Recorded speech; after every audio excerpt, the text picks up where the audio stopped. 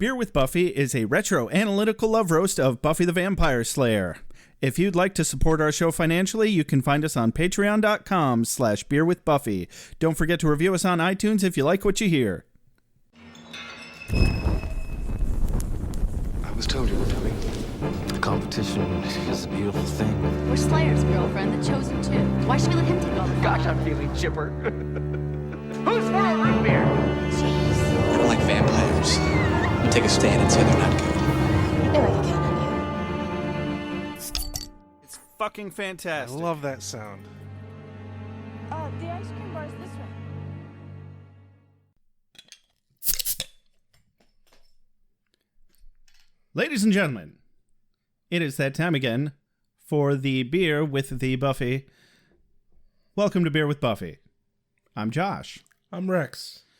Today on Beer with Buffy, we're going to be reviewing Season 3, Episode 11 of Buffy the Vampire Slayer, Gingerbread. I'm very disappointed there was no gingerbread whatsoever in this episode. Zero gingerbread. I have a very important question to ask you right now, Rex. Okay. Can we do a different episode? No. God damn it! What good are you? We set out with pre-established rules. Each episode in order. I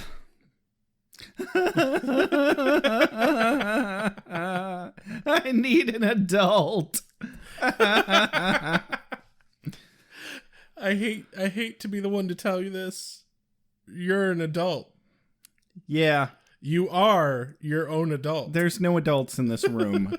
There's no adults in this TV show. Well, maybe Edgar. Giles is the closest we get. Yeah, no, Edgar, I think, is the closest we got to an adult.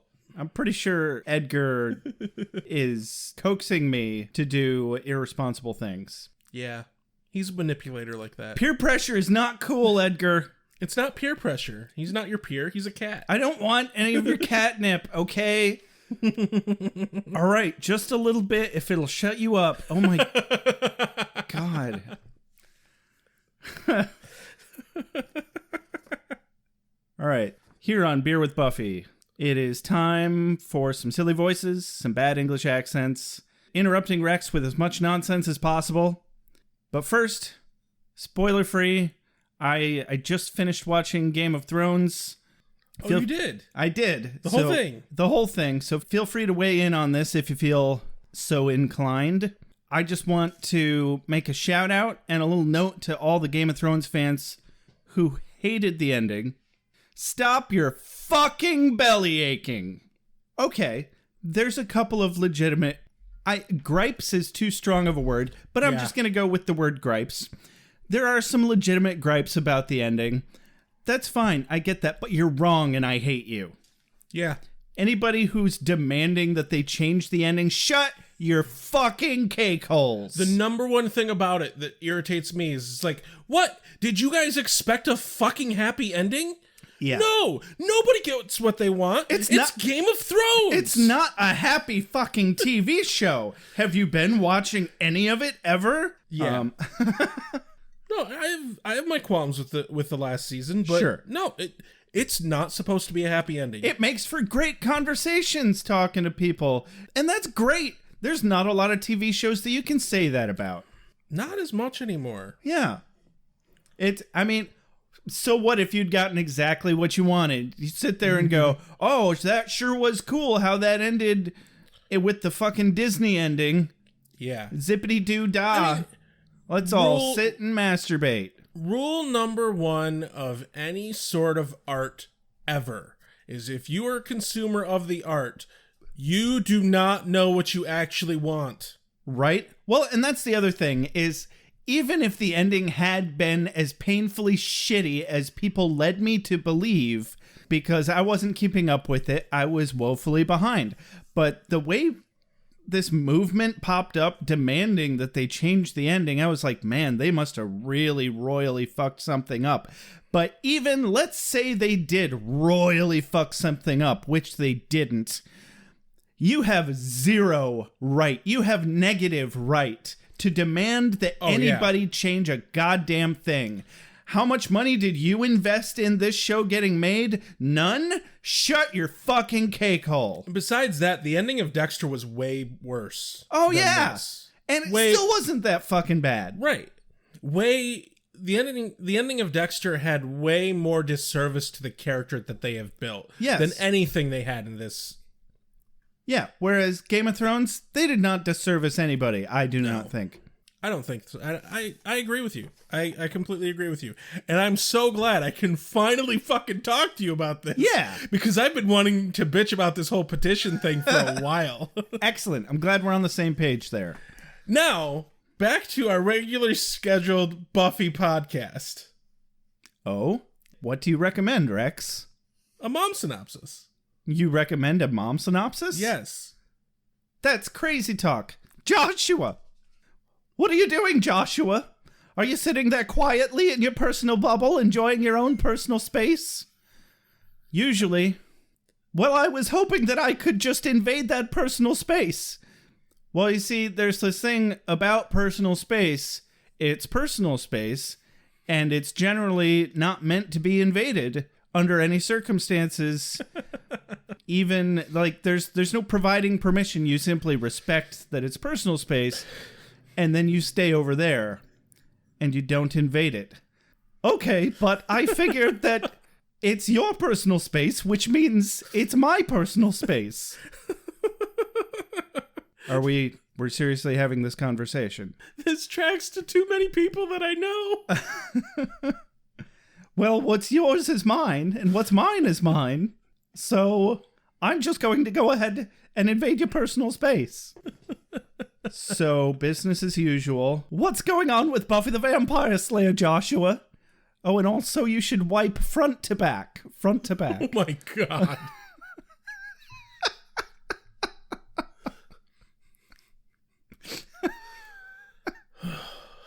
On today's episode of Buffy the Vampire Slayer, Gingerbread. Why are they burning Buffy and Willow at the stake? I thought they were friends. Well, okay. Joyce decided to barge in on Buffy's patrol. She's lucky she didn't get murdered. And they found a couple of dead children with the symbol on their palm, which turned out to be a symbol that represents witches. And so the entire town literally goes on a witch hunt to find the people who killed these children. But it turns out that there were actually no dead children, and they were demons a la Hansel and Gretel, who were just tricking the town into turning on itself and killing random people. But they weren't counting on actual witches being in this town. They kill the demon, and everyone's fine. Oh, and in the meantime, Joyce managed to create an entire organization with the dumbest name ever, Moms Opposed to the Occult, which comes out to Moo. And I've always said, everybody loves a cow. Nobody loves a Moo Moo. You know? Are you saying you don't like my Moo Moo? That's exactly what I'm saying. Nobody likes it. Ladies, gentlemen, spiny-headed looking creatures. Soon as the sun goes down, soon as the sun goes down, vampire. Competition is a beautiful thing. Cold open. And as an official representative of the cult of Keanu Reeves, Brother Rex, I feel inclined to wish you Keanu Speed. Keanu Speed to you as well. Well, and I've also decided that the proper response is Reeves be with you. Reeves be with you. There it is. So I fucking love it. It's gonna be amazing. For now, that's a thing that's never gonna stop happening. Keanu Speed. Reeves be with you. Very nice. Whoa. So yeah, cold open. Buffy's on the hunt. Randomly, Joyce shows up with a fucking thermos and snacks and shit. Yeah, and you do not fucking sneak up on Buffy like that while she's on patrol. But That is stupid on multiple levels. It really speaks to Buffy's reflexes and control and wits and just everything about her that she didn't stab Joyce in the face with anything at all. And I mean, Joyce's motivation here is actually really good. Kind of. Her motivation is good. Her execution is bad. But that's a little better than her motivation being bad and her execution being bad, which has been the case the majority of the time. Mm-hmm. But no, she's trying to just understand the whole Slayer thing. Sure.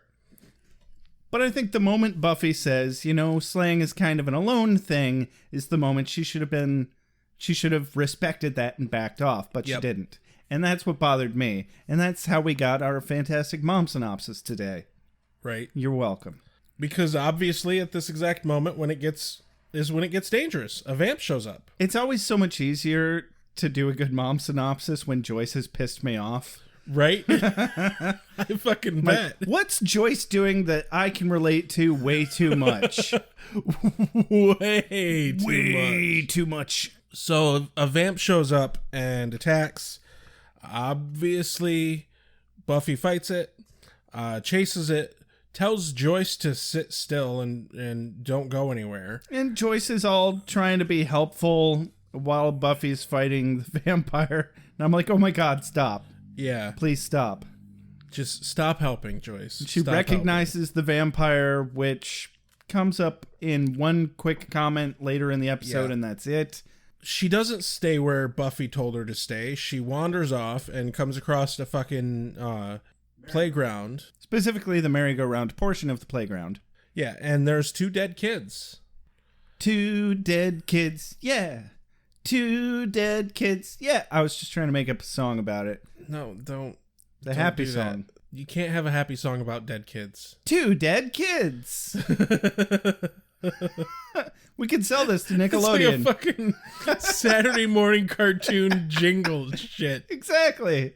Buffy kills the vampire. How many dead kids? Count them. 1. 2. Anyway, we see that the 3. No, count them again. Okay, this joke's dead. Like the kids. I fucking knew you were gonna go there. Anyway, I'm going to hell. There's a strange green mark on the kid's hand. Opening sequence, opening credits. We're back at the playground and the police are there, actually doing their fucking jobs for once. Yeah, they're not from our town. Well, we've already previously established that the police in Sunnydale are mostly pointless. Yeah, they do normally suck quite a bit. You're right. Joyce is having a bit of a Wiggins. Yeah, quite a big of a Wiggins. She's having a, shall we say, a Jiggins?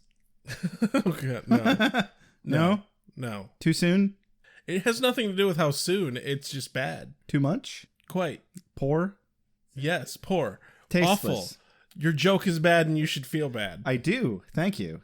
Good. Moving on. But Buffy is like trying to soothe her. She's like, try to calm down, hugging her mom. And then cut to the next scene. She's yelling at Giles, don't tell me to be calm. Yeah. In the history of the world, has anybody ever calmed the fuck down when being told to calm down? Specifically, if anything, it upsets you more every time. Yeah. And I've seen it portrayed the other way a couple of times, and I'm like, oh, fucking hell no. I have not met a single person on this planet who functions that way, and neither have you. If you tell me you have, you're lying. I completely agree. One of the number one mental triggers I have is being told to calm down. Fuck you. Calm down, Rex. All right? Fuck you. It's not that big a deal, okay? Just count to 10. That's the second phrase. Count to 10. It's just a game, Rex. That's the one that really bothers me. If I'm getting pissed at a game, fuck off! I'm playing a game. Yeah. This is not about you. This is about me. Me. Do you understand? Obviously not, because you're making it about you. So anyway, back to what we're supposed to be talking about. Me. No, Edgar? Buffy. Oh. Is Buffy's name Edgar? No, Is Buffy's name Josh? definitely not. Also, Buffy is significantly prettier. Bored now. Yeah, that's this whole episode. Hey, I am a very pretty man. You have several female friends who've told you as much. Yeah. God damn it. Ah. I get told that way too much. And I usually look at them and be like, why do you think I want to know this? Because it brings me joy. Next. No, so Buffy shows Giles the symbol that was on the kid's hand. Giles believes that it's a symbol used in a ritualistic thing, but he doesn't really have any specifics. Yeah. Giles is worried that Buffy is making the whole situation personal, which she is. A little bit. Yeah. Buffy mentions she wants a loophole so that she can kill people. Yeah. Because Slayers are apparently forbidden from killing people, which I feel like should go without saying, but there it is. Yeah. Dig this. Dig this. Sorry you had to wait. Fire, beheading. Hurry up, sweet dreams. Sunlight. Hurry up, sweet dreams. Cold water, usual.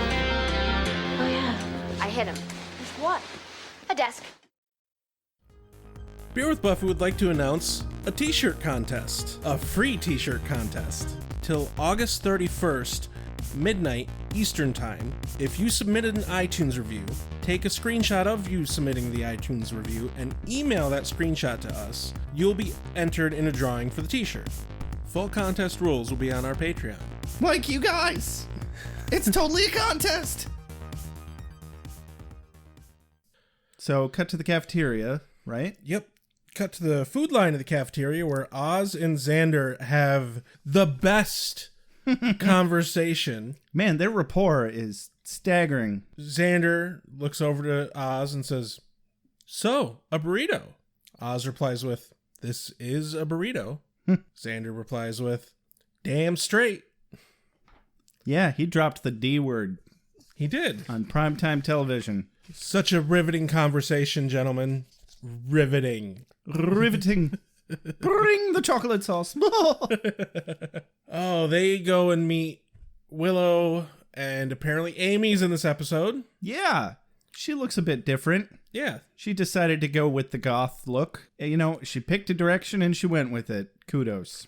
Well, their friend Michael is also goth. Right? Like, very emo goth. And she's an actual witch. If anybody has any real excuse to go goth, and it's not just because they want an excuse to drink coffee and smoke, then being a witch definitely qualifies. Yep. So Xander continues to be, like, ridiculously super-duper awkward Yeah. between him and Oz. And he's all, like, nervously chatty. Everything's fine. Everything's fine. And so when Oz asks Willow where she's been, Xander's like, not with me. Ask anybody. I need an adult. And then we get one. Yes. Or at least a sorry excuse for one. Because Joyce is stalking Buffy. Quick note, though. Buffy's birthday is apparently next week. Okay. Oz says as much. Sure. I really hope that next episode involves Buffy's birthday. I wouldn't be surprised if it does. That would be quality writing if it does. Yeah. I really hope they follow through with that. But yeah, Buffy shows up, starts to tell them about the kids and all the shit going on. Yeah, she's a little too forthcoming with information. Luckily, she's only talking to the Scooby Gang at the moment. My problem, though, is that Amy's sitting right there. Since when is she part of the shop talk? To the extent that Buffy's talking. Yeah, she could have and should have been more actively involved in the group up to this point, I think. But she does know enough that it makes sense that she could be involved in this conversation. Yeah. Especially since, you know, they're making it canon that Amy is spending more time with Willow Yeah. on the side of the group. I really wish we could have gotten a lot fucking more of that. Yeah, missed opportunity. Show Willow having more friends than just the Scooby Gang. Sure. She's obviously become more outgoing. Mm-hmm. You know, her social circle is open more. That should move in a direction like that. Yeah, but, you know, it's still there. It's still part of the story. And I'm really curious to see if they may have done anything like that in the new comic books that are kind of a reboot of the whole story. Yeah. Where she starts out being a lesbian, from what I've heard. I haven't read any of it yet. Anyway, so... Yeah, Willow expresses that, hey, you know, at least your mom is trying. Which, you know, kind of kudos to Joyce for at least giving enough of a shit to want to try and see what the slaying is all about. Yeah, I guess. Well, in comparison to Willow's mom, who's just a completely absentee... So much so that I don't even remember Willow's mom's name. It's Sheila. Is it? Yeah, I only know because of from pulling lines from the transcript. Ah. Yeah. So yeah, just as they're talking about Joyce, Joyce shows up. What the fuck are you doing at school, Joyce? Yeah, no, but seriously, like these days, you can't do that. No. They won't just let random parents come in and just follow their fucking students around. Yeah. It's like, they're at school. Do your kids come and follow you around at work? No, because they'd be like, why's your kid following you around at work? Go the fuck away. Yeah, my sister just finished high school, and let me tell you, nowadays, everyone has a fucking badge. Yeah. Everyone, like, there are checkpoints and shit. Mm-hmm. Like, that shit is locked the fuck down. Yeah. Buffy mentions to Joyce that Giles believes that the symbol is humans and ritualistic. Joyce just jumps the track and she's like, oh, it's witches. It must be some evil witches. Which is ridiculous because witches say... Exactly. Because obviously there's two witches at the table here. Mm-hmm. Willow coughs and she goes, oh, sorry, phlegm. Too much dairy. Willow said that? Yeah. Yeah. At this moment, Buffy, showing that she is probably the most situationally intelligent individual in the entire fucking cast, pulls Joyce away from the group. Mm-hmm. That's exactly what she should have done. Yeah, good call. Not that it helps at all, because turns out Joyce has been calling literally everyone she knows and telling them... Oh my god. Way too much, and arranging a candlelight vigil, which is fine. Seems like something that should have been happening anyway. But Joyce ended up being the head engineer of this candlelight vigil, even though they weren't her children. But, you know, more on that later. Yeah. And, you know, it's somewhat commendable that Joyce wants to be involved. I get that. But this comes across as the motives are good, the execution is bad. While the motives are good, she is putting herself in the middle of something that she does not understand. Well, also, just like when she shows up on Buffy's patrol, you were saying that her motives are good there too, because she says that she wants to understand this part of Buffy's life a little better.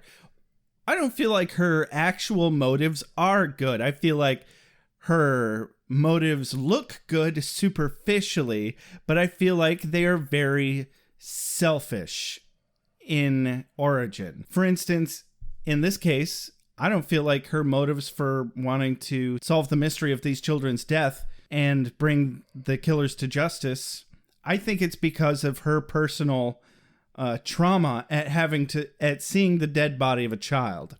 Okay, yeah. She's so shaken by that a little divergent here, but this whole thing makes me want to ask this question. Do you think Joyce is purposely written to be a bad character? Her being a bad mother is evident, but is it because the writers are like, hey, she's going to be a bad mother? Yeah, no, I get what you're saying. And yes, I do think it's on purpose. I think the flaws of all of the characters have been done purposefully. Like, everything that we're bitching about is not bad writing. We're just bitching about it because that's the first level thing that there is to bitch about. Right. Like everything with Xander. I mean, especially for the 90s, his behavior was just kind of par for the course for teenage boys. Sickening, but true. Yeah. I don't know. What else? Willow not being able to get over Xander, and Cordelia being super judgy, just having an insult around every corner, every little character flaw. Yeah, people are flawed. And without flawed characters, you have no plot. Yeah, true. If your characters have no room for growth, you have no plot. That is why Superman sucks. Right? Character is invincible. Boring. And if they had no flaws, we'd have nothing to talk about. Yeah. I was just curious about that because I wonder how much intent was behind Xander, how much intent was behind Joyce. I don't think it was all done completely on purpose. Nobody's that much of a genius.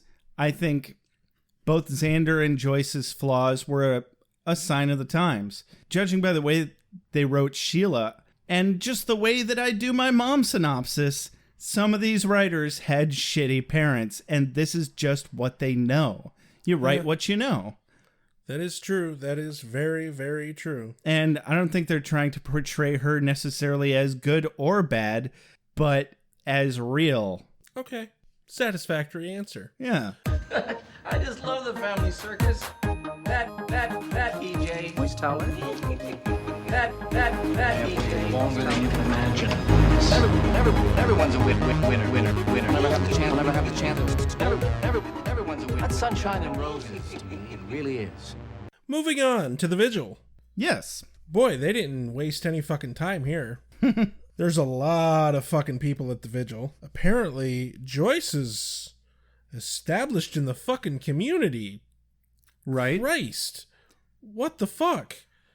Well, you've got to be good at talking to people if you're a museum curator.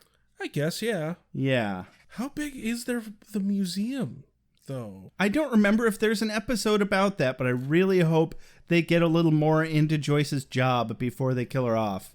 Yeah, that would be nice. We actually get to meet Willow's mom. Did we ever meet Willow's mom before this? This is definitely the first time we are meeting Willow's mom, which I think is why they teed it up in the cafeteria scene with Willow making a mention of, oh, I wish my mom was more interested in my extracurricular activities or my curricular activities for that matter.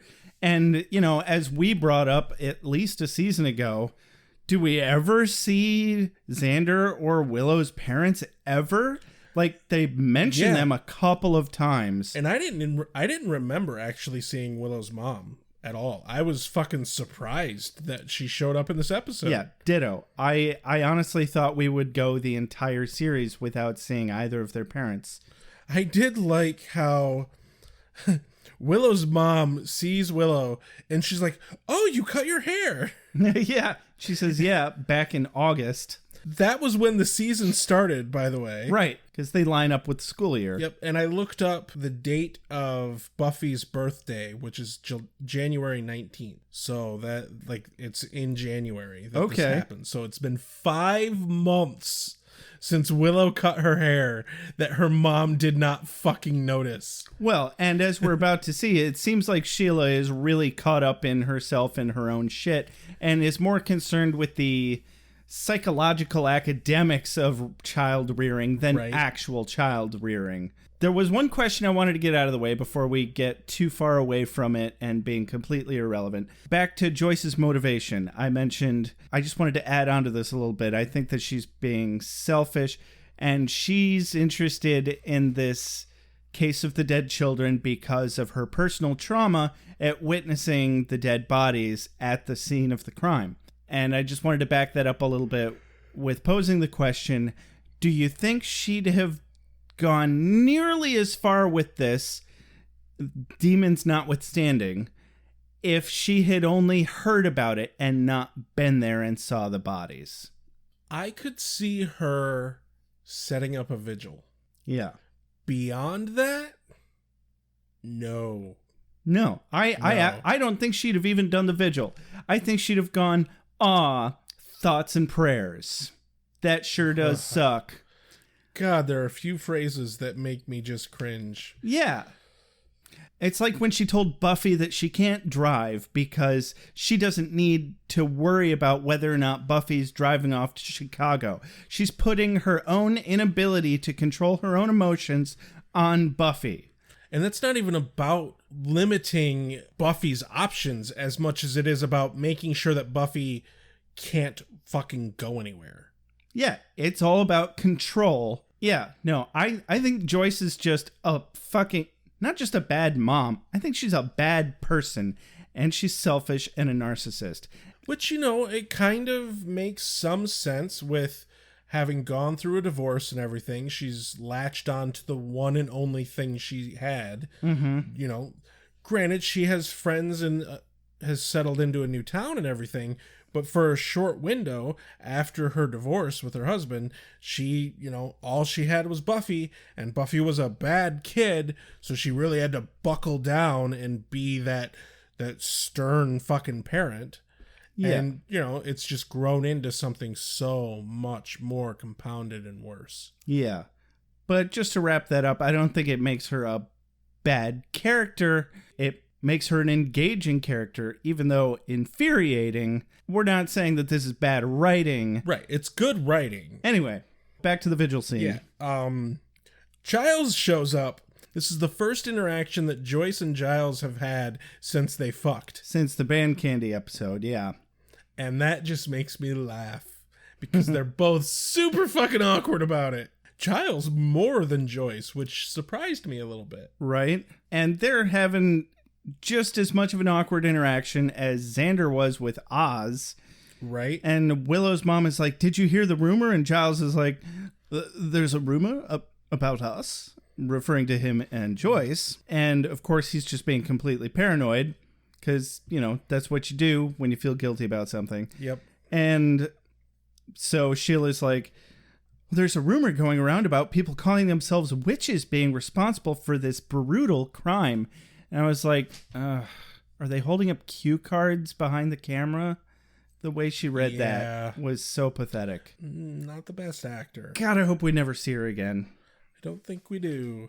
She's worse than Joyce. Yeah. I didn't think it was possible. Really hammers home the witch thing here to truly establish that this is the problem that we're going to face this episode. Yeah. This is an angry mob. Oh my God, there's witches. Mm-hmm.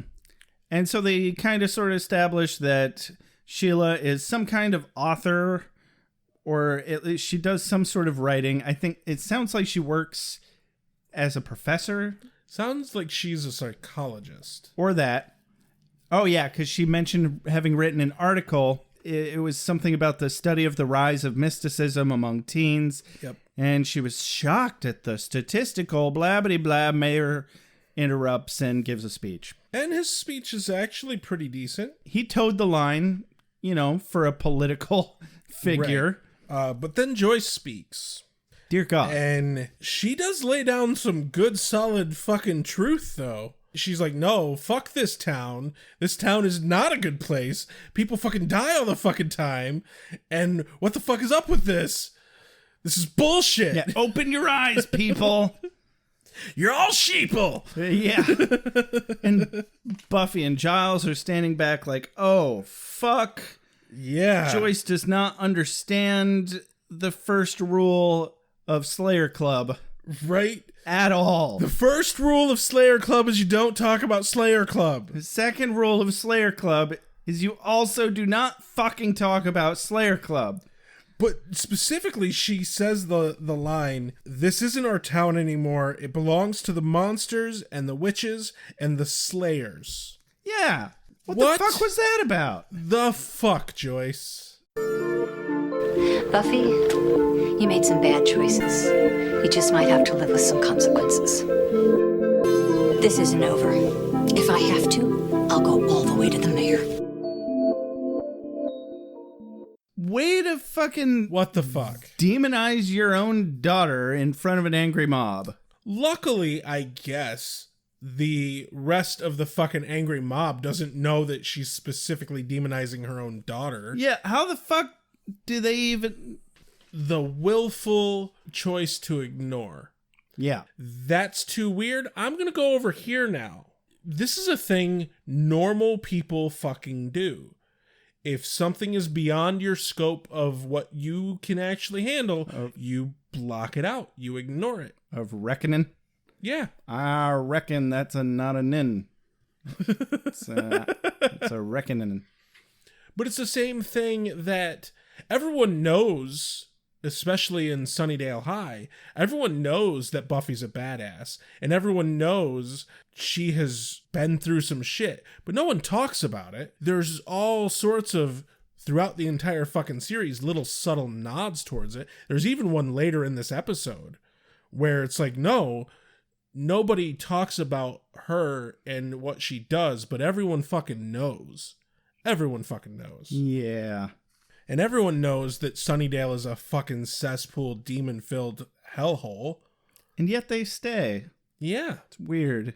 Even in the alternate Bizarro universe, people still stayed, even without Buffy. Yeah. It's like, really, guys? You're literally fucking dinner for some random monster. How is this not a ghost town yet? And they established that the rest of the world was not a hellhole in that alternate universe. Right? Except for, what was it, Colorado or somewhere in Cleveland. Ohio? Cleveland. Yeah. Fuck you, Drew Carey. Cleveland's a cesspool of demons and vampires.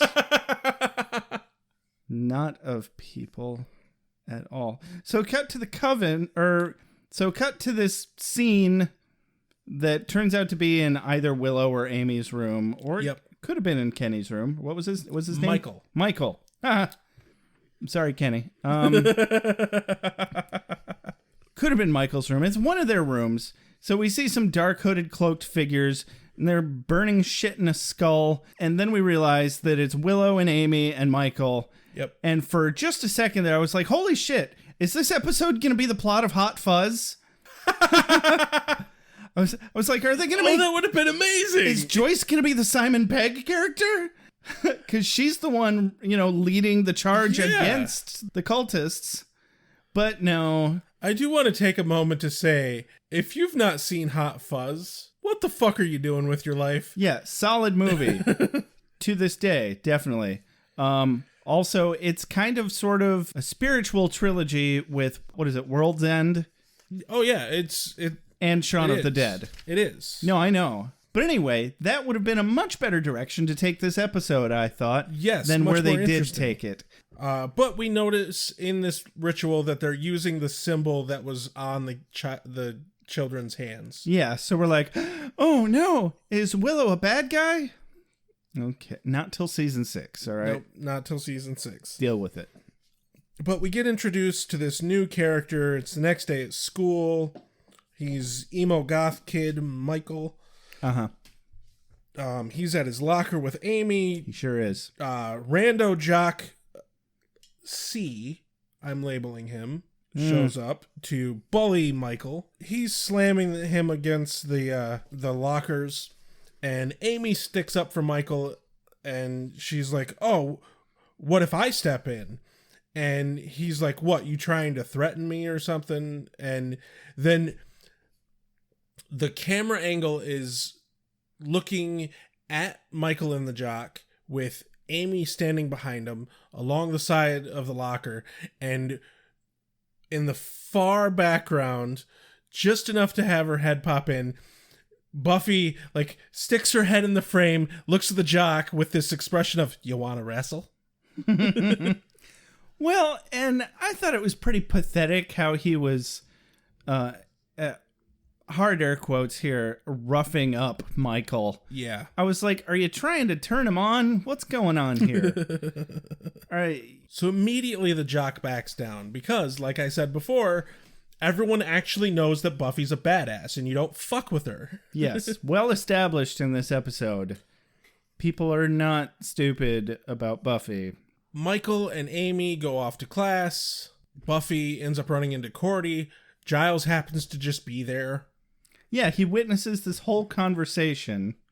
And can I just say, he's drinking out of a fucking styrofoam cup again. Again. Can we build an interdimensional transportation device to zap ourselves into the past and into the dimension of Buffy just to give this man a decent fucking mug? I already did that, Rex. Then why is he still drinking out of styrofoam, Josh? Because it made an offshoot of a branch of a different dimension, and so that happens in a different dimension, but we'll never actually get to witness it. Then what's the fucking point? To shut you up. Well, it didn't work. Yeah, that's in a different dimension too. There's people who pay me to talk now. How about that? Well, us. I feel like that's more that of an counts. More of an us thing. It counts. Yeah. Are you paying us to talk? You should be. Check us out on patreon.com/beerwithbuffy. Yes. Hey. No, what the fuck? Styrofoam cups. Seriously. Styrofoam is gross. It makes the coffee taste shitty. Yeah, it really does. It's like, what, are you on a film set or something? Oh, wait. Exactly. But yeah, Cordy shows up, lays down some insults about hanging out with freaks and losers. Giles is worried that it actually was witches that did this thing because his research says that this is a ritualistic symbol. But he specifically needs a book that Willow borrowed to confirm his suspicions. And then we get to see Xander again. Yeah. Giles tells Buffy that he needs a book that Willow has checked out. And so Buffy goes and finds Willow in the lounge where Xander is. Finds Xander to ask Xander where Willow is. And Xander obviously knows where Willow is. But he has a little bit of a rant about why the fuck everyone is always asking him where Willow is. Yeah. Despite the fact that he always knows where Willow is. Xander's being an asshole, which is to say the sun is rising in the east and setting in the west. They say young people don't learn anything in high school nowadays, but I've learned to be afraid.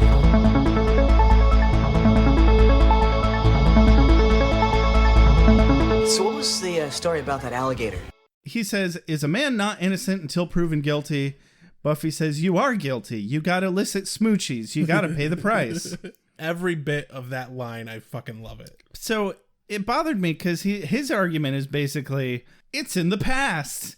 I shouldn't have to suffer the consequences in the future. Actually, no, that's exactly what that means. Yeah. His issue seems to be with Oz, because he goes, everyone expects me to mess up again, like Oz. I see how he is around me. You know that steely-eyed gaze and pointed silence. Buffy says, oh, because he's usually a chatterbox. Yeah. Well, he's obviously just acting out, projecting his own insecurities and guilt onto Oz, because Oz isn't acting any different. Oz is being astoundingly cool about the whole thing. Yeah, like, way cooler than Xander remotely fucking deserves. Than Xander's capable of ever being himself. Yeah. Yeah. I did like the last bit that Xander says. He goes, it's more of a verbal, non-verbal. He speaks volumes with his eyes. Which I thought was funny because a few episodes ago, or actually it might have been the episode where Oz is introduced. Anyway, there was an episode where you said something about look on Oz's face and it speaks volumes. Because it's true. Yeah. Because Seth Green is a very impressive physical actor for playing a character that's this succinct. Okay. Or terse. Or laconic. They're all in the same, kiddie pool. So Buffy finds Willow's notes. Yep. And as she comes out of the bathroom, she grabs the notes. Okay, this is one of my quotes of the day. She's not acting guilty about having this symbol in her notes. So it doesn't it's not like she's like, you can't see that because I'm doing evil things with it. Buffy asks her, what's this? Because on the paper, she sees the symbol that was on the kid's hands. Yeah. And she's actually one of the very few people who knows about the symbol on the kid's hands because the police have not released that this symbol is on the kid's hands. Yeah. So Willow does not know that the symbol is on the kid's hands. Okay. So she's like, what's this? And quote of the day, Willow replies with, A doodle. I do doodle. You too. You do doodle too. I just love how it flows. It does. It's very nice. And then all fucking hell breaks loose. I don't know about all hell, but a small helping of a side of hell. And yeah, because served up by Snyder himself. So the cops are suddenly searching all of the lockers. Xander says, "Oh man, it's Nazi Germany and I've got Playboys in my locker," and he won't shut up about it. Yeah, it's like, dude, obviously the witches in your social group are legitimately worried about what is fucking going on right now, and you're worried about Playboy? That's not even good porn. Yeah, I know, right? Oh, come on. It's classy porn, Rex. Don't you like to read the articles? Obviously, he shouldn't have Playboy. He should just have a fucking stack of linoleum. With etchings of pictures from Hustler on them. It does make me think about how, are porno mags even a thing still? Like, I'm pretty sure they are. Like, I can't remember the last time I fucking saw one. I'm sure sales have gone down significantly since the internet. Yeah. Thank you, Al Gore. You know, now people can just stick their porn into a pneumatic tube and just go. They can get a piece of candy and a free pen with it, too. Oh, that's a deep layered joke, and I appreciate that.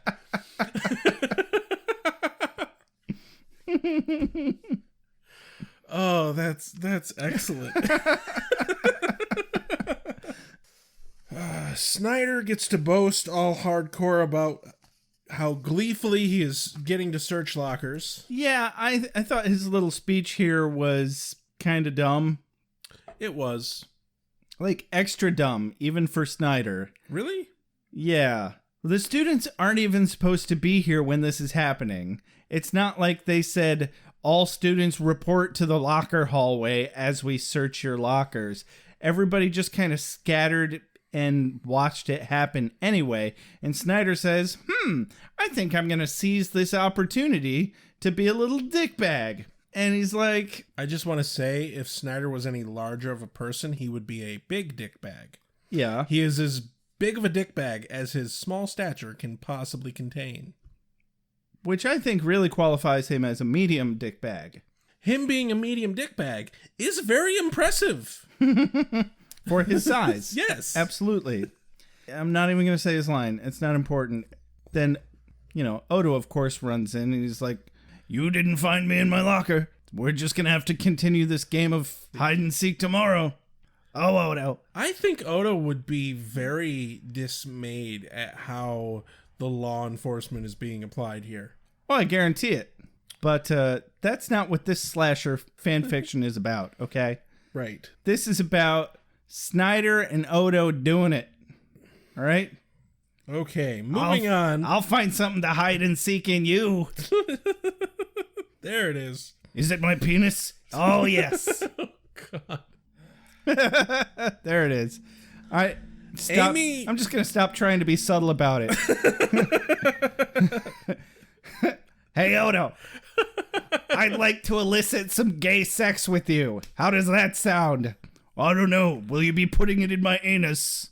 I do want to point out that Odo doesn't have genitalia. Yeah, he can have whatever he wants. He can have Medusa-style snakes down there if he fucking wants to, man. Oh, God. Moving on. I'm quite sure that a girl with the talents and abilities of Buffy will land on her feet. In fact, I noticed as I came in this morning that Hot Dog on a Stick is hiring. It will look so cute in that hat. Amy gets pinched. Willow is legitimately worried. Xander being self-centered as usual. Then Willow gets pinched. And Buffy very smoothly takes the book from Willow as the cops grab her and pull her aside. No one really notices it. Good covert action there. I didn't notice it.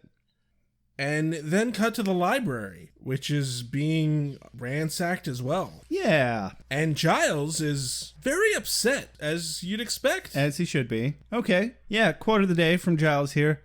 This is intolerable. Snyder's interfered before, but I won't take this from that twisted little homunculus. Homunculus is such a good word. I had to look that one up. A lot of fantasy novels. Okay. Yeah. Well, that was why I opened up the transcription. Snyder's reply to this line here is, so fierce, I suppose I should hear you out. Just how is, picks up a book, blood rites and sacrifices appropriate for a public school library? Is the chess cub branching out? And kind of a legitimate point there. Right? Yeah. What do you need that kind of stuff for in a public high school? The degree at which the cops are pulling books off of the general purpose shelves of this library. Yeah, they're not even looking. Like, they're not fucking librarians. What the fuck do they know? It either is they're pulling all books, or Giles has really filled that library with the occult stuff. With quite a lot of occult stuff. Maybe there was an occult section that they were ransacking. Yeah, maybe. But he wouldn't have labeled it. How would they even know? I don't know. Snyder's probably been snooping around in there and had an idea. Oh, yeah. He was probably pointing and clicking and telling them where to go.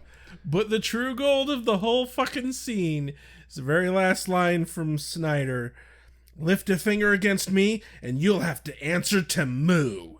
Buffy incredulously answers, answer to Moo? Did that sentence just make some sense that I'm not in on? And this is how we learn of mothers opposed to the occult, being led by Joyce. And it should be motto, by the way. Well, sure, but, tradition, it's totally legitimate to cut out of and the and to and for and all that shit. But motto is a way fucking better acronym than Moo. Yeah, but Moo is funnier. Also, how pathetic is it that Snyder's relying on a completely brand new parent organization to do his bidding? Right. That's pathetic. But, I mean, we all knew that Snyder was pretty fucking pathetic to begin with. True. So, cut to Willow's house. Sheila. Yeah, having a talk with Willow about magic. I said here that Sheila is almost more insufferable than Joyce. No, she just is more insufferable than Joyce. Yeah. She grounds Willow because she found some spell ingredients in her room. Yeah. First of all, your daughter's 17 fucking years old, okay? And you have literally not paid a lick of fucking attention to her for years, obviously. At least years, but most likely her entire fucking life. You've just been a wisp of an existence to her. Yep. And now suddenly you give a half a fuck. I really hope that's just because the demons are manipulating you. Willow starts ranting at her, trying to get her to accept that she is actually a witch. Yeah. And one of her lines during this whole diatribe of hers, she screams to the heavens, "Prince of night, I summon you, come fill me with your black, naughty evil." Giggity. Yeah. I thought also noteworthy was, Mom, how do you know what I can do? I mean, the last time we had a conversation over 3 minutes, it was about the patriarchal bias of the Mr. Rogers show. Well, with King Friday lording it over all the lesser puppets, it was like, wow. I can't even argue that. All right, moving along. Oh, man. Also, Willow's mom cannot get Buffy's name right, and it's hilarious to me. Bunny. This is the second time we've heard somebody call Buffy Bunny. Do you remember the first time? No. It was episode 2 when Douche Nuts was on the phone at the party, Dead Man's party. Oh, yeah. Giles calls the house. He's like, "What? Bunny? There's no bunny here. Nobody here, Mr. Belvedere. Sorry." Like, you guys. We're totally talking about another episode. I almost had a thing to say about that, but I'm like, no, we got to go back to the right episode. Yeah. They do that fun thing again where the end of one scene just leads into the next because Willow's mom is like, you can't be friends with Buffy anymore. Cut to Buffy's house and Joyce is saying, you can't be friends with that Willow anymore. And again, I say she's 17 fucking years old and a superhero. And in a week, gonna be 18. With divine fucking powers. Yep. Do fuck off, Joyce. Yeah, the level of condescending she's being towards Buffy in this whole scene is peak. Luckily, both in this episode and in Band Candy, which was the last time she really super pissed me off, she's got an excuse that there's some supernatural force at work. Yep. Making her into her true self. Yeah, really. Or at least exaggerating her true self. Right. But she specifically is lecturing Buffy about how Buffy's tactics are inconsequential and fruitlessly reactionary. Yeah. Fuck you, Joyce. A lot. Because, okay, you're not being reactionary. I guess kudos, but bullshit on how you're executing that. How is what you're doing going to stop demons and vampires, you twit? There's still things that will eat you. Also, she absolutely is being completely reactionary. Oh, this thing scared me. And she even used that as like her main point of argument against Buffy. She's like, do you understand how that terrifies me? And that was supposed to be the last nail in the coffin that made Buffy go, you're right, Mom. I understand how that terrifies you. Let me succumb to your will. No! Again, your emotions are your fucking problem. Yep. Not anybody else's.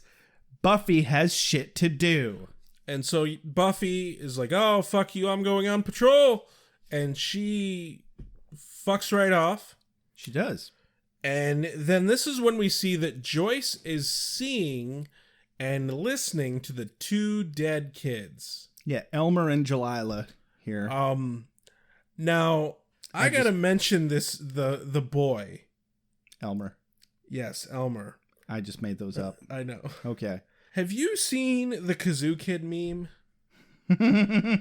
I happen to have seen that just before we started this episode. The one where the kid is like staring off into fucking space and he's like, wow, the land of make-believe. And if you ever say that line mocking the meme, you have to move your head in that way. Yeah. As if you're the worst child actor on the planet. The worst. Oh, but that's what this kid reminds me of. And he has the most 90s fucking haircut ever. Yeah. Parted in the middle, almost a bowl cut too. It's like the Jonathan Taylor Thomas haircut. I was just going to say that. Maybe it's just the way the wind was blowing that decade. Yes, it's terribly simple. The good guys are always stalwart and true. The bad guys are easily distinguished by their pointy horns or black hats. We always defeat them and save the day. No one ever dies, and everybody lives happily ever after. Liar. So we cut to Patrol back at the playground where Angel shows up because he's always stalking Buffy. Always knows where to find her. That is correct. I didn't asterisk any scenes, but had I, this probably would have been one of them. Yeah, the only really good bit about this is there is a little bit of a cleverness to Angel's line of, I heard about this. People are talking. People are even talking to me. Buffy just explains to Angel what Joyce was saying, and my favorite part about this scene was, like that kid in the story, the boy that stuck his finger in the duck. And I'm like, wait, what? I don't know what story she's actually referring to. You know, I meant to Google it. Because the angel corrects her and says, dike. It's another word for dam. Yeah. And she goes, oh, that story makes so much more sense now. So much more sense now. And I just think it's amazing that she accepted that a boy had stuck his finger in a duck. And just like... Quack. Quack. Exactly. What are you doing to that duck? That poor duck. Yeah, probably deserved it. They're a bunch of rapists. And necrophiliacs. Full circle. Brought it full circle. Yeah. We're done here. This has been Beer with Buffy. Quack. Quack. Reeves be with you. Oh, I can't breathe. Okay. Okay, so the boy that stuck his finger in the dike. Basically what this is referring to is Buffy she's being all self-piteous because her mom just gave her a bunch of shit about not having a plan and just being a reactionary, and you're not really... The town's not running out of vampires. She's like, I don't think that's how it works. And Buffy held her own during that conversation, but obviously Joyce got to her. Right. And so the Finger in the Dike is a folk tale, apparently from the Netherlands, about a boy who noticed that there was a dam that had a leak in it, and so he stuck his finger in it to prevent it from cracking open and flooding the entire city. And he stayed there with his finger plugging the leak all night until some adults showed up and could fix it. And so it's about the power of an individual being able to stop large catastrophic things from happening, essentially. Okay. So I don't understand why she says it in a negative light here, because her line just before, she says, is Sunnydale any better than when I first came here? Okay, so I battle evil, but I don't really win. The bad keeps coming back and getting stronger, like that kid in the story, the boy that stuck his finger in the duck. So I'm guessing maybe in my cursory Google search here, I'm not seeing everything. It sounds like there's another version of the story where he sticks his finger in the dike and leaks keep springing up in other places and making the issue worse than had he stuck his finger in the dike in the first place. Like a Looney Tunes cartoon. Whack! Yeah. Yes, exactly like that. So I do want to point this out, Buffy. We have unequivocal proof as viewers that things are significantly better in Sunnydale because you're there, because in the alternate universe where you weren't, everything was way worse. Yeah, we just saw proof of that, but we can't fault Buffy for feeling bad and wondering because obviously none of them retained any memories of that. Yeah. So, whatever. You know, at least you didn't eat the principal and then remember it. Right. Oh, those poor fucking kids. But yeah, Angel encourages her with the line of, you fight not to win, but because it's worth fighting for. Mm-hmm. So she has an epiphany about the kids' parents because Angel just flippantly is like, we want to make the world a better place for the kids and for the parents. And she's like, what?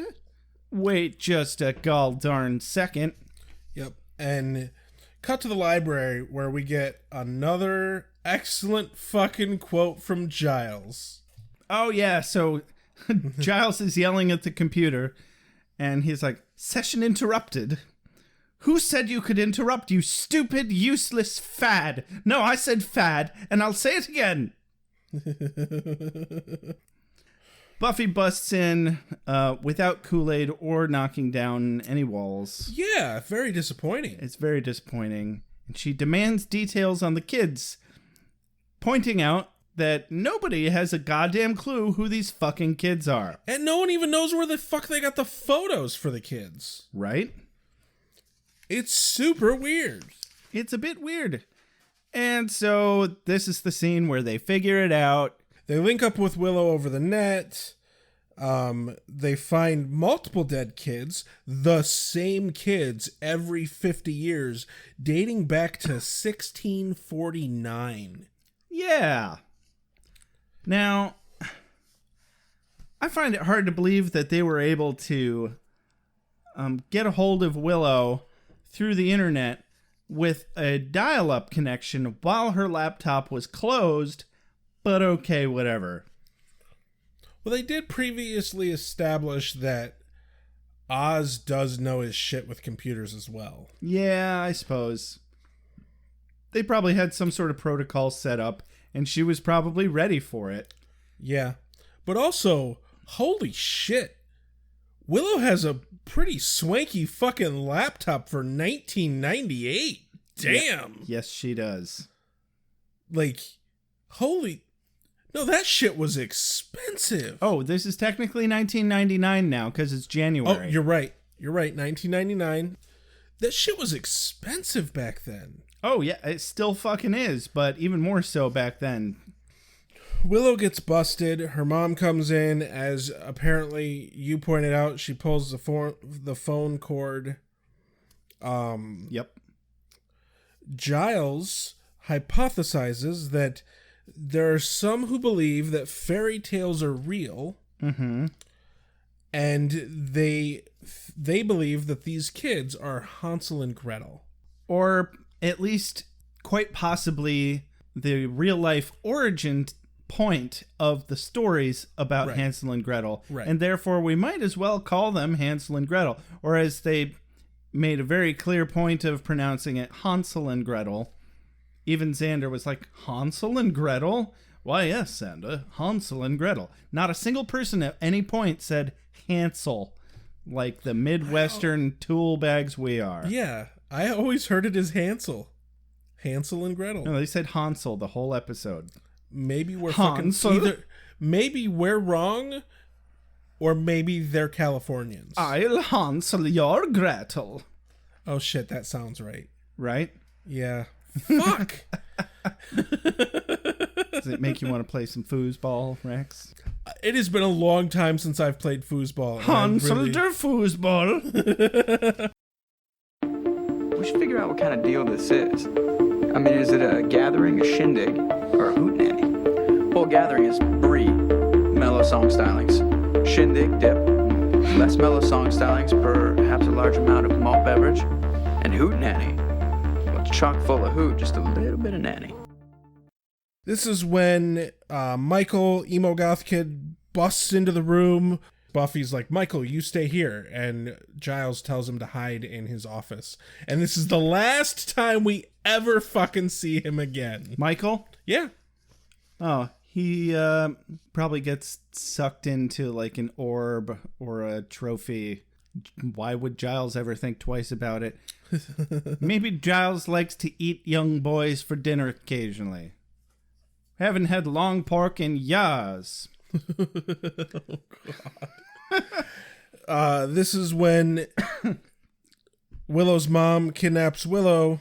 Buffy and Giles go to Buffy's house, and Joyce is having a meeting of Moo. Moo? Moo? Moo! It always just makes me think of the cow that's being milked and enjoying it a little too much. See, it was making me think of the interrupting cow joke. Moo! So, Willow's house. Willow's mom comes to get her, and she's like, I think you need to get your coat, honey. She's like, but what's going on? I said, get your coat, witch! I was like, there's your real mom. I don't care if she's under the effects of a demon. That's your real mom right there. Yep. She came back with that way too quick. So then we're at Buffy's house, and Buffy and Giles run in, and Joyce immediately is like, Buffy, Mr. Giles, did something happen? And that sounds about as innocent as a cat with feathers sticking out of its mouth. Yeah.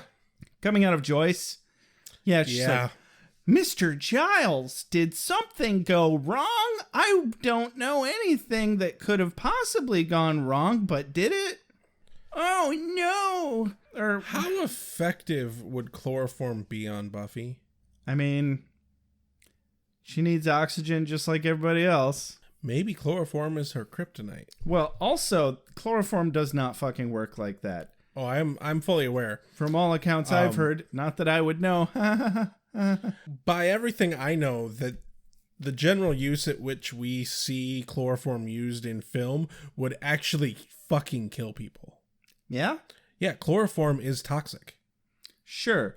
But from what I've heard, like, yeah, if you hold a chloroformed rag to somebody's face, sure, it'll knock them out. But pretty much the second you take that away, they're going to start getting oxygen again and they're going to come to.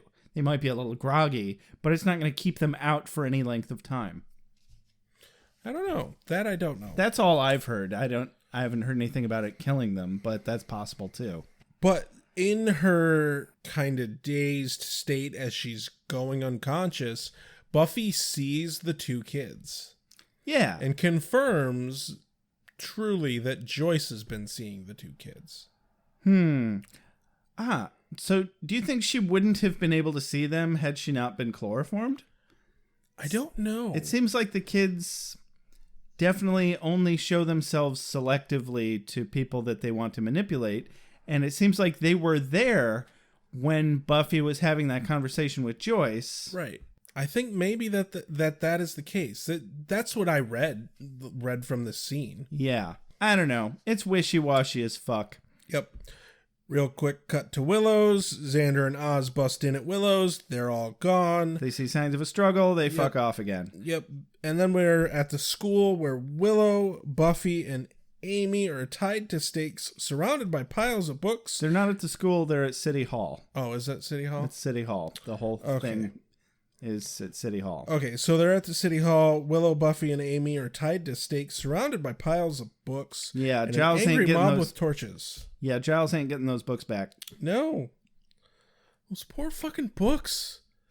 This upsets me. I understand that this is all staged, but they had to, like, they're probably like empty or used or damaged books or something, but they're fucking books. You don't burn books. It's not the Library of Alexandria. Do you have any idea how many books Goodwill destroys on a regular basis? Unfortunately, yes.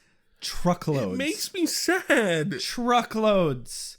Because they just can't move that many books. I know. I miss all my books.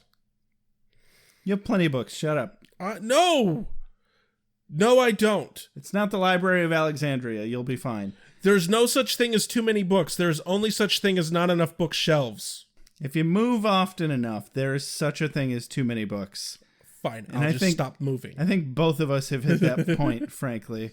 As I'm slowly rebuilding my book collection. Until you own a mansion and you get an east wing dedicated to all your books for the rest of your and your grandchildren's lives. Only one wing? No, as many wings as you want, Rex. Barbecue flavored. Sweet. For your books. So, cut back to Buffy's house. Cordelia's slapping Giles' unconscious face. Oh, her line just makes me smile so much. She says... How much does it make you smile, Rex? So much. So much. She says, I found you all unconscious again. How many times have you been knocked out anyway? I swear, one of these times you're going to wake up in a coma. Wake up in a... Oh, never mind. Yeah, that was gold. Back to City Hall. Xander and Oz walk in the front door, and there's 4 old dudes that look like they just got back from a barbecue where your books were. And they're wearing those stupid Moo Moo pins. Again, everyone loves a cow. Nobody likes a Moo Moo. Yeah. So they chase them. Cut back to the inner room of the City Hall. Yep. Buffy wakes up. Joyce has totally fucking cracked, let me tell you. Oh, yes. Is this where they make fucking lunch plans as they light their daughters on fire? Yes. That's what happens. Willow's mom and Joyce make fucking lunch plans. This is fucked up. Yeah, Buffy's like, Mom, you don't want to do this. Joyce says, since when does it matter what I want? I wanted a normal, happy daughter. Instead, I got a slayer. And I really think these were truth demons here. So, oh, yeah. Amy escapes by being a fucking animagi. Not a very good one. But nevertheless. She turns herself into a rat. Yeah. And A, fucking impressive. Mm-hmm. But B, it really was coming off like she was gonna summon a swarm of rats. And I wonder if that's what her intention was. Possibly. And she just fucked it up. Or she was trying to turn the room into rats. Or all of the people in the room. Okay, maybe that's better. But what she did worked. Yeah. For her. She didn't know that they were going to get out of that. Immediately after she turns herself into a rat, Buffy says, she couldn't do us first? Right. So now Willow and Buffy are threatening with powers they don't actually have, threatening to turn them into fish. Yep. Cut to on the road. Giles is actually using his fucking car, finally, and trying to remember the incantation from memory. While Cordelia is following his instructions to put together a potion, some sort of concoction, and he tells her to put this toadstool in there, and she says, it doesn't look like a toad. Well, there's no reason it should. It's from inside the toad. I hate you. So that was a nice little golden Cordelia Giles moment. It's always really fantastic when those two have any time by themselves. Yes, very much so. Cut back to Town Hall, where Oz and Xander have escaped the barbecue dads chasing them, and they realize that Buffy and Willow are above them, so they're gonna crawl through the vents. Yep, which they weren't above them at all. They were actually in the room just to the right, but I suppose it makes sense that they could take the vents around to that room because the door was locked, as we find in only a moment when Cordelia and Giles break in, and he just rips a hairpin out of her hair. Yeah, be gentle, damn. How did he know where the hairpin was? He's Ripper and he fucking pays attention. He pays fucking attention. I'll give him that. And Cordy's like, wow, you really were the little youthful offender, weren't you? You must just look back on that and cringe. Why, though? Like... well, because he's so straight-laced now. I guess. But that just shows how much Cordelia doesn't know Giles. Yeah. They bust in...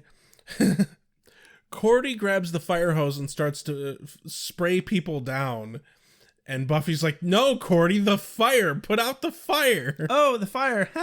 So she puts out the fire. Good call. But my favorite part about this is Giles starts chanting in German, and it just sounds fucking hilarious. Yeah, it seems really out of place, especially for a magical incantation. Like, unless you're giving a speech about war, German is a funny sounding language. Right? But if you're giving an angry speech, German is intimidating. Gluten, gluten, glauten, gloven. And then drop a good 90s album. Yep. You know the one. You know what I'm talking about. That start with that. What? There's 2 songs that start with that. Really? Yeah. I can't even remember the name of the band. The original one is Rock of Ages by I think Def Leppard. Yeah, so the other one is The Offspring, Pretty Fly for a White Guy. Yeah. But yeah, 2 songs. And I'm pretty sure that Pretty Fly for a White Guy specifically samples the Def Leppard song. Okay. That's how they don't get sued the same way that Vanilla Ice did over... Or who got sued for stealing... I think that was Vanilla Ice. Was it? Yeah, Ice Ice Baby. Yeah. Oh yeah, for stealing the opening of Under Pressure. So Giles sings Pretty Fly for a White Guy and turns the kids back into a giant troll thing. That is not pretty fly for a white guy. Ninja rap.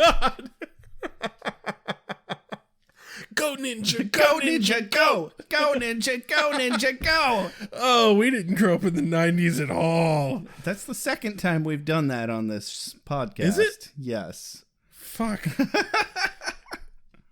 We're in hell. We're repeating ourselves. We're in hell. We're going to repeat all of our jokes approximately every 3 seasons, everyone. Yeah. I just wanted to let you know. But the troll, being the troll, the spell is broken, and the troll apparently decides to attack Buffy, who is tied to a stake. Oh wait, we missed the vent shaft scene where literally nothing happens. I don't remember a vent shaft. That's because literally nothing happened. Right. Oz and Xander were crawling through the vent shaft, and that was it. Buffy breaks the stake off the ground that she's tied to and just kind of leans forward, and the troll runs into it. And she's like, "Did I get it?" And it zooms out, and we see her awkwardly standing as the stake is through the troll's neck. Yeah. And then Oz and Xander fall through the ceiling with perfect timing. And I forget if it's Oz or Xander who says, "We're here to save you."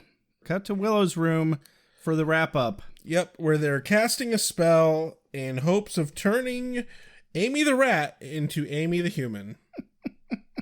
And the only thing that Willow's mom remembers from the entire ordeal is that Willow is dating a musician, which is funny because when she told her that during the scene, that was the thing that she reacted to the most harshly. Yep. So that makes sense. And so Oz has to come over to dinner next week. And so they're casting the spell to bring Amy back from rathood. I don't understand why. She's adorable. Yeah, rats are cute. I wish they'd done the rest of the show with Buffy as a rat, and then yeah, Buffy rat. Buffy rat. Anyway, the spell doesn't work, and so Buffy's line is pure gold. Maybe we should get her one of those wheel thingies. Gur-arg. Gur-arg. I'm dating. I'm having serious dating with a werewolf. And I'm studying witchcraft and killing vampires. It's like a drug.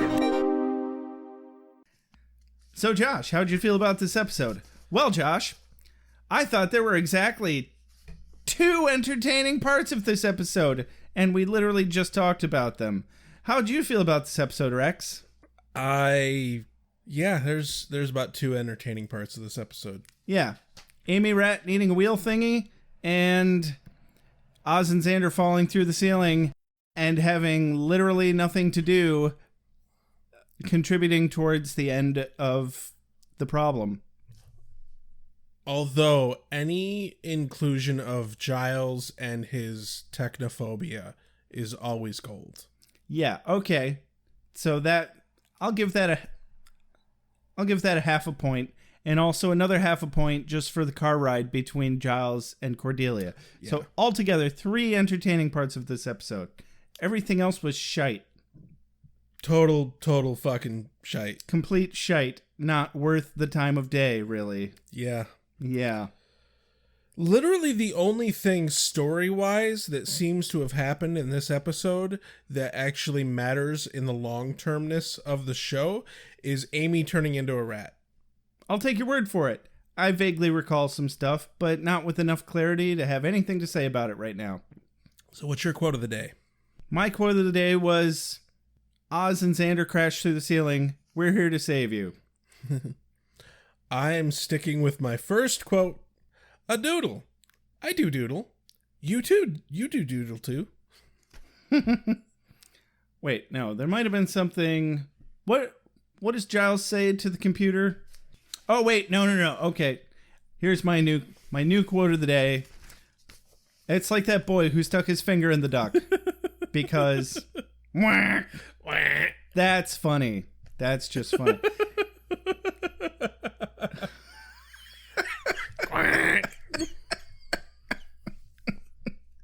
Affleck. Why do I have the sudden desire to purchase insurance? I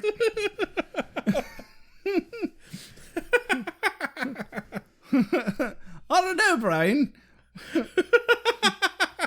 Where are we going to get a duck that feels like it's been violated? Just ask Buffy. Well, you see, Pinky, we're just going to have to violate the duck. Oh! No.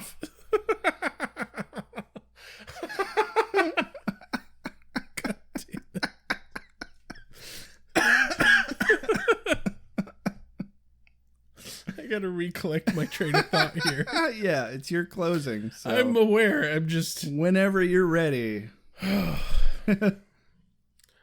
So this has been Beer with Buffy. As always, follow us on Twitter, like us on Facebook, review us on iTunes. If you'd like to support us financially, find us on patreon.com/beerwithbuffy.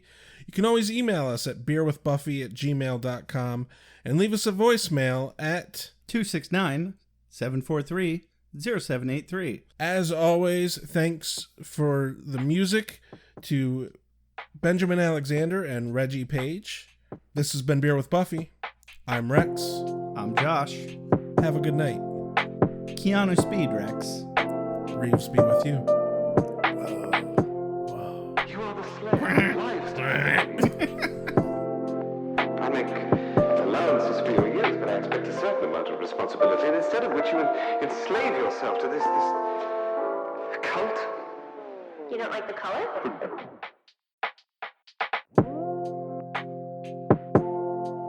You have a sacred birthright. You were chosen to destroy vampires, not to wave pom-poms at people. Why can't you people just leave me alone? You are the Slayer. Go ahead. Prepare me. I'm a watcher. I haven't the skill. Oh, come on. By appealing to your common sense. Common sense. Werewolves, incubi, succubi, everything you've ever dreaded was under your bed, but told yourself couldn't be by the light of day. One gal in all the world.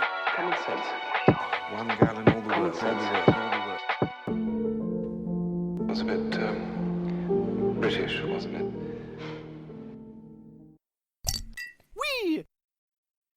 Wait, what have we done? Why are we watching this?